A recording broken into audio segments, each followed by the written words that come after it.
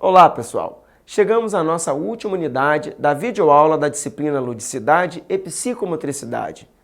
Na unidade 5, abordaremos a relação entre a educação, a psicomotricidade e o lúdico como proposta da educação para a saúde e o papel do profissional no fomento a esta proposta.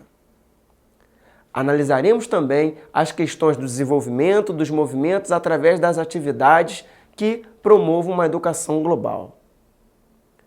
Um dos principais aspectos a esse respeito da educação psicomotora é compreender que ela incorpora o jogo, lúdico, brincar, da criança como elemento pedagógico dentro do processo de desenvolvimento da aprendizagem. Um dos primeiros aspectos a respeito da educação psicomotora é compreender que ela incorpora o jogo lúdico, o brincar da criança, como elemento pedagógico dentro do processo de desenvolvimento da aprendizagem. E isso se dá principalmente através dos aspectos afetivo e social. Sob esse prisma, podemos então conceituar educação psicomotora como a educação realizada através do corpo em movimento, que irá proporcionar ao educando o controle gradativo do corpo, seja dos movimentos mais simples até os mais complexos. Compreender esse conceito é muito importante, pois a partir dele compreenderemos também a sua importância para a educação infantil e fundamental, uma vez que as atividades deverão proporcionar o desenvolvimento das capacidades sensoriais, perceptivas e motoras, proporcionando à criança uma melhor organização e atitude adaptativa no seu ingresso e permanência na escola, contribuindo também como agente profilático dos distúrbios da aprendizagem. Com o objetivo de nos situarmos em relação à linha pedagógica a qual a psicomotricidade está inserida, precisamos compreender as concepções existentes quanto à aprendizagem. O enfoque biológico determina que a criança tem que estar biologicamente pronta para a aprendizagem. Já o ensino progressista defende que a criança internaliza as informações e se desenvolve, ou seja, amadurece porque aprende. Assim, a psicomotricidade se baseia em três grandes vertentes. Vejamos: a reeducação, a terapia e a educação psicomotora. Todas essas vertentes, então, avançam num perfil funcionalista, utilizando ferramentas para atuarem sobre o corpo.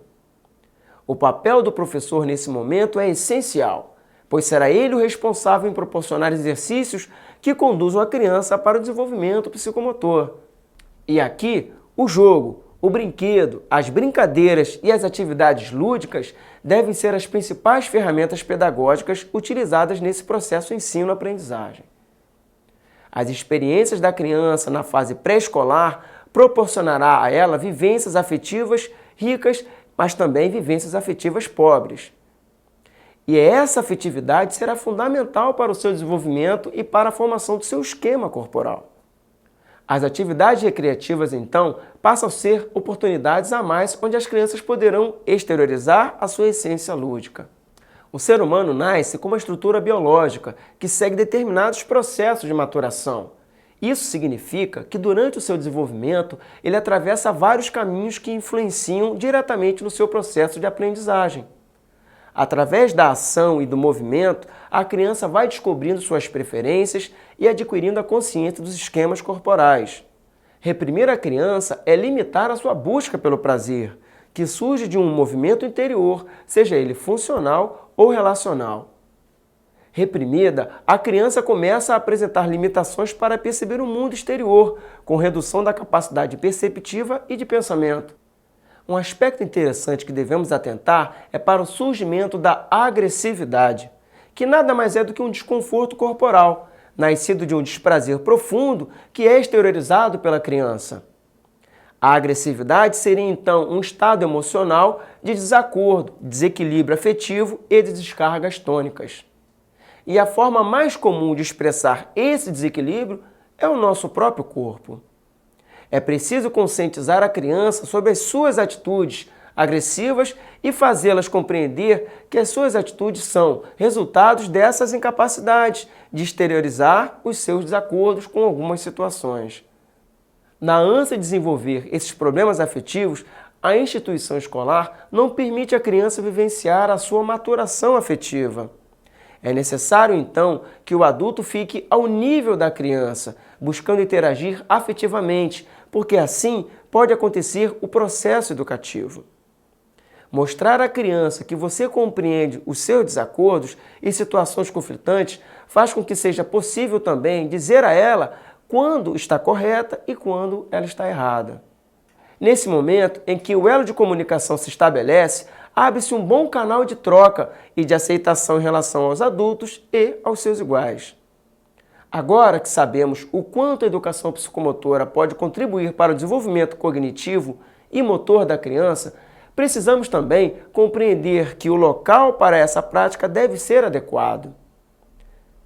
Em relação ao local, é interessante também disponibilizarmos alguns materiais, como, por exemplo, materiais de construção, tais como madeiras pequenas, jogos de montar, plásticos, sucatas de uma forma geral, caixas de disfarces contendo calçados, roupas, perucas, cintos, maquiagens e outros materiais como cordas, bolas, bastões, colchões para saltos, entre outros. Encontros com esses objetivos podem ser realizados de 2 a 3 vezes por semana e devem também seguir 3 momentos diferentes. Vamos ver quais são esses momentos? Ritual de entrada tem como objetivo reunir as crianças no início, juntamente com o psicomotricista, para que se descreva o que vai acontecer durante a sessão, as normas que regem o jogo e a identificação de cada criança e do professor. Desenvolvimento do jogo. Durante este momento, a criança pode atuar livremente sobre os diversos brinquedos, jogando, se expressando, criando e explorando, simbolizando, relacionando-se com os demais. Ritual de saída. O grupo deve novamente se reunir para verbalizar o que se fez durante a sessão, ou seja, fazer um resumo das atividades que mais gostou de fazer.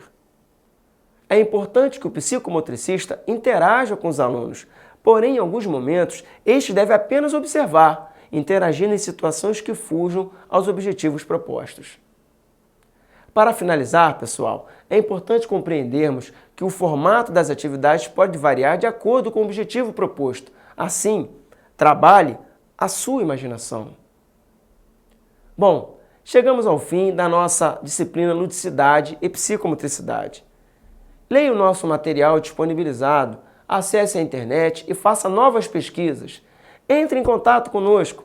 A equipe do EAD está à sua disposição para lhe ajudar e trocar novas experiências. Obrigado pela companhia e até uma próxima oportunidade. Tchau!